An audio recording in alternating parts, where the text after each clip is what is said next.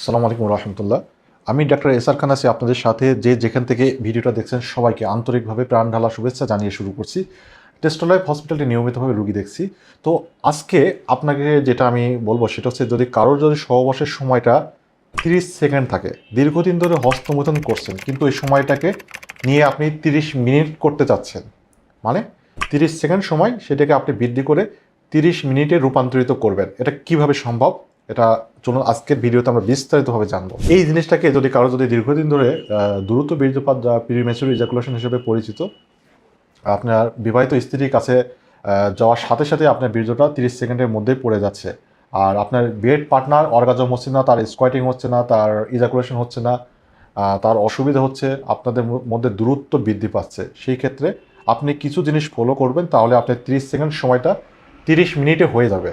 তো এক নম্বর কথা হচ্ছে, আপনার ভিতরে আত্মবিশ্বাস থাকতে হবে যে দ্রুত বীর্যপাতটা এমন কোনো কঠিন অসুখ না যে এটা ভালো হয় না। তো দ্রুত বীর্যপাতটা ভালো না হওয়ার পিছনে আগে কারণটা জানতে হয়। তো দ্রুত বীর্যপাতটা যারা দীর্ঘদিন ধরে হস্তমৈথুন করে, তো আমরা রোগীদের কাছ থেকে কিছু ডাটা বা অ্যানালাইসিস করে দেখতে পাই যে বেশিরভাগ ম্যাক্সিমাম রোগীদেরই হস্তমৈথুনের যে শুরুর জীবনটা ছিল তখনই তাদের সময়টা অনেক বেশি লাগতো। কারো 4-5 মিনিট, কারো 10 মিনিট, কারো অনেক বেশি লাগতো, কিন্তু এটা তাড়াহুড়ো করে বীর্যটা বের করতে করতে করতে সময়টা 30 সেকেন্ড বা কোনো কিছু দেখলেই বীর্যটা পড়ে যায়।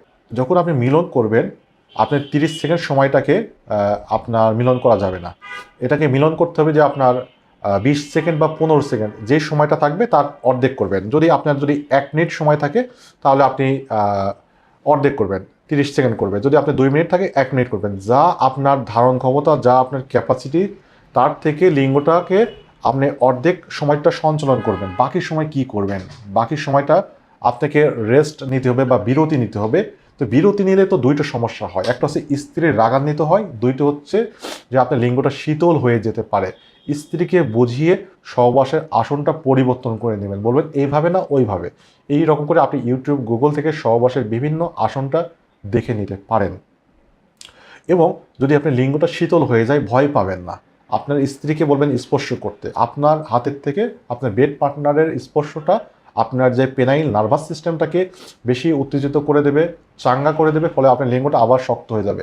এই রিফ্লেক্সড অনুভূতিটাকে যদি আপনি 8 থেকে 10 বার সময়টা যদি বারবার ব্রেক নেন আর বারবার মিলনটা যদি বিরতি নিয়ে যদি চালু করেন, তাহলে আমরা ধরে নিচ্ছি যে আপনার সময়টা 30 সেকেন্ড থেকে 30 মিনিট, শুধু সময়ের ব্যবধান 1 মাস বা 6 মাস বড় জোর।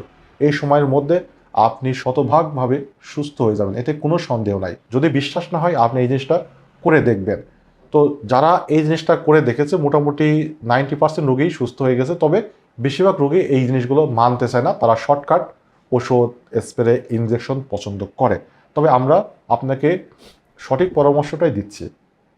এবং আপনি আরেকটু যদি আপনাকে আমি ক্লিয়ার করে বলি, সেটা হচ্ছে যদি আপনার 30 সেকেন্ড থেকে যদি আপনি 1 মিনিট বা 2 মিনিটে নিয়ে যেতে পারেন, যেভাবে হোক থেমে করে, বা বেশিরভাগ সময় লিঙ্গটা যোনিপথে মানে স্টপ বা নিশ্চল করে রাখবেন, মানে মুভমেন্ট করবেন না, সঞ্চালন করবেন না। এই সময়টা যদি আপনি 30 সেকেন্ডকে যদি আপনি 2 মিনিটে নিয়ে যেতে পারেন, তাহলে এই সময়টা আপনার 1 সপ্তাহ পরে আপনি 3 মিনিটের চেষ্টা করবেন, পরের সপ্তাহে 4 মিনিটের। এইভাবে যদি ধাপে ধাপে যদি আপনি সময়টাকে কিছুটা বৃদ্ধি করতে পারেন, তাহলে আপনি সুস্থতার পথেই চলে যাচ্ছেন। আরেকটু ক্লিয়ার করে বলা হয়, সেটা হচ্ছে কোনো মানুষকে যদি হাতে যদি একটা বাজারে ব্যাগ বা মাথায় যদি কোনো চাউলের বস্তা দিয়ে বলা হয় যে লিফটটা বন্ধ আছে, তুমি সিঁড়ি বেয়ে এটা 10 তলা বা 15 তলার উপরে তুলে নিয়ে যাও, সে কিন্তু একটু কষ্ট পাবে। তাকে যদি লিফটে যদি জিনিসটা যদি ক্যারি করতে বলো, তো সে খুশি হতো, সে আনন্দ পেত যে তার কোনো টেনশনই নেই, এটা কোনো ব্যাপার না, লিফটে রাখবে চলে যাবে। এই রকম শর্টকাট রাস্তা কিন্তু সবাই পছন্দ করে। কিন্তু যখন আপনাকে বোঝা বা বার্ডেনটা, যখন আপনি যে বোঝাটাকে আপনি মাথায় করে লিফটে নিয়ে যাবেন 15 তলা পর্যন্ত, তখন কিন্তু আপনি একটা শুরুতেই কিন্তু একটা ভয় পেয়ে যাবেন, ঘাবড়ে যাবেন যে এত বড় জিনিস আপনি মাথায় টেনে নিয়ে যাবেন, সিঁড়ি দিয়ে উঠতে এমনিই কষ্ট হয়ে যায় খালি খালি, তারপরে এত বড় লাগেজ বা ব্যাগটা টেনে নেওয়া আরও বেশি কষ্টকর, ডিফিকাল্ট। তাহলে এখানে পরামর্শটা হচ্ছে, যদি আপনি বুদ্ধিমান বা চালাক হন, তাহলে আপনি প্রতি 2 তলা পর পর আপনি একটু থামবেন, একটু বিরতি নেবেন। যেখানে আপনার 15 তলায় উঠতে 10 মিনিট সময় লাগতো, 15 মিনিট লাগতো, হয়তো সেটা সময়টা আপনার আধা ঘন্টা লাগবে। তাহলে এই যে একটা গ্যাপ, এই সময়গুলোতে স্ত্রীর সাথে ফোরপ্লে করবেন, কিছু রোমান্টিক কথা বলবেন, গল্প করবেন। এই রকম যদি আপনি এইভাবে চলতে থাকেন, তাহলে আপনার সফলতা শতভাগ।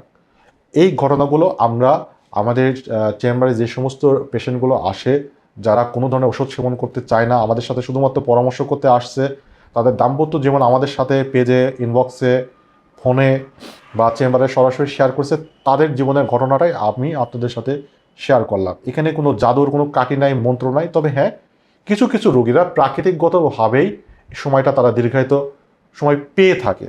তবে ম্যাক্সিমাম রোগী চেষ্টা, সাধনা, টেকনিক, কলাকৌশলের মাধ্যমে তাদের 30 সেকেন্ড সময়টাকেই 30 মিনিটে নিয়ে যায়। যদি আপনি ওষুধ খান, স্প্রে ইউজ করেন বা ইত্যাদি ইত্যাদি জিনিস নেন, সেটা তো সাপোর্টিভ তো শতভাগ হবেই। কিন্তু আপনি প্রাকৃতিকভাবে 30 সেকেন্ড সময়টাকে আপনি রাতারাতি চিন্তা না করে ধীরে ধীরে চিন্তা করেন, যেভাবে বললাম সেইভাবে মেনে চললেই 30 সেকেন্ড সময়টা 30 মিনিটে উঠতে করে কয়েকটা সময়ের ব্যবধান। এটা একেবারেই সম্পূর্ণ সত্য ঘটনা বা সত্য টপিক্সে আমি আপনাদের সাথে শেয়ার করছি।